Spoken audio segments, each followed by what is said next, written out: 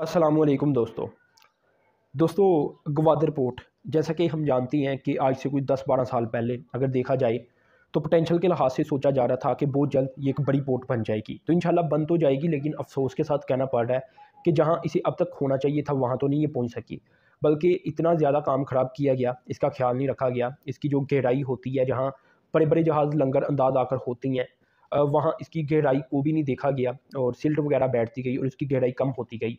मार्च के अंदर इस प्रोजेक्ट का आगाज़ किया गया कि जो ग्वादर की नेचुरल गहराई है तो उसे दोबारा से हासिल किया जाए, जो कि 14.5 मीटर है।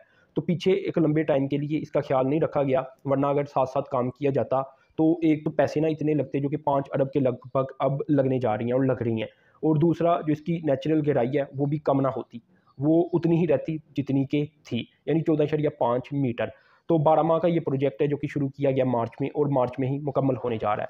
पता ये चला कि अब तक 5 लाख टन जो सिल्ट है, 5 लाख टन वो निकाल लिया गया मार्च से लेकर अब तक। तो ये एक अच्छी डेवलपमेंट है, मार्च के अंदर दोबारा से नेचुरल गहराई वापस आ जाएगी। असल में ये जो गहराई है ये इसलिए ज़रूरी है कि जब कोई बड़ी शिप ग्वादर में लंगरअंदाज होती है तो उसके लिए उतनी ही गहराई चाहिए, ठीक है। तो एक बड़ा जहाज़ आ नहीं सकता इस वजह से कि ग्वादर पोर्ट की जो नेचुरल गहराई है वो कम रह चुकी थी। तो उसके जो बर्थ और चैनल्स वगैरह बने होते हैं, उनके साथ साथ जब जहाज़ लंगरअंदाज होता है तो उसके लिए गहराई भी चाहिए होती है। तो डेवलपमेंट तो अच्छी हुई है और गहराई वापस हासिल करने की कोशिश की जा रही है, जो कि मुकम्मल हो जाएगी। लेकिन अगर साथ साथ ही काम किया जाता तो शायद इतना भी खर्चा पाकिस्तान को बर्दाश्त ना करना पड़ता। अब यहाँ ये भी आप देखें कि बातें तो बड़ी होती थी, और ये है कि अब भी होती हैं, और इंशाल्लाह कभी ना कभी ग्वादर पोर्ट पोटेंशियल के लिहाज से ऑपरेट हो रही होगी। लेकिन 2024 तक तो बताया यही गया था कि ग्वादर पोर्ट एक अच्छी खासी पोर्ट बन जाएगी। लेकिन अभी हालात ये हैं कि अभी नेचुरल गहराई वापस आएगी, उसके बाद ट्रांजिट ट्रेड छोटी मोटी हो रही है अफ़गानिस्तान की। प्रॉपर पाकिस्तान की ट्रेड अभी ग्वादर पोर्ट से नहीं हो रही, चाइना की ट्रेड नहीं हो रही जो कि सोचा गया था। जो सेंट्रल एशियन कंट्रीज़ हैं उनकी ट्रेड भी अभी प्रॉपर नहीं हो रही जो कि सोचा गया था। अभी आप कह सकते हैं कि टेस्ट ट्रायल ही चल रही हैं, ठीक है ना, सारों के। तो यानी 5-6 साल पाकिस्तान पीछे ही नज़र आ रहा है। जितना काम तेज़ी के साथ आगे बढ़ना चाहिए था, या जो पेपर प्लान बनाकर रखा गया था कि पाकिस्तान की ग्वादर पोर्ट 2024 में यहाँ पहुँच जाएगी, 2025 में यहाँ पहुँच जाएगी, तो अभी तक तो मेरे ख्याल से 2016-17 से नहीं पाकिस्तान निकल सका। ऐसा लग रहा है कि वहीं का वहीं अटका हुआ है। मसला सी पैक में, ग्वादर पोर्ट में, चाइनीज़ इन्वेस्टमेंट में नहीं है। मसला पाकिस्तान के इंटरनल मैटर है जो कि सुलझती नहीं है। मुसलसल हुकूमतें जो बदलती रहती हैं, जो पॉलिटिकली इंस्टेबिलिटी पाकिस्तान में रहती है, तो ये कुछ अवामन है जिसकी वजह से पाकिस्तान उस तरह तरक्की नहीं कर पा रहा। यानी आप देखें कि पाकिस्तान के पास ये एक नेचुरल पोर्ट थी और इसका पोटेंशियल भी पूरी दुनिया को पता है, अच्छी तरह से पता है, पाकिस्तानियों को भी पता है।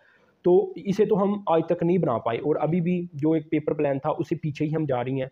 लेकिन दुनिया में ऐसे मुल्क भी तो हैं जिनके पास कोई नेचुरल रिसोर्स इस तरह के भी नहीं थे जिस तरह की ग्वादर पोर्ट है, लेकिन वो बने और वो बड़े तरक्की याफ्ता और पाकिस्तान से काफ़ी आगे निकल जाने वाले शहर और मुल्क है।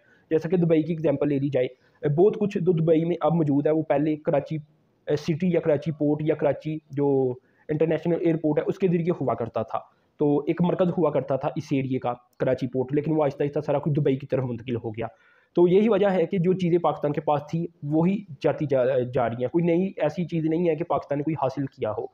तो अभी एक ग्वादर पोर्ट नेचुरल रिसोर्स है पाकिस्तान के पास, और चाइना एक दूसरी बड़ी इकानमी और सुपर पावर, उसकी इन्वेस्टमेंट है, तो पाकिस्तान को अब तक काफ़ी आगे चला जाना चाहिए था, लेकिन पाकिस्तान नहीं जा सका। बल्कि ग्वादर पोर्ट की अभी भी गहराई को हासिल करने की कोशिश की जा रही है, जो कि कम रह गई थी, और उसका रीज़न सिर्फ इतना था कि ख्याल नहीं रखा गया।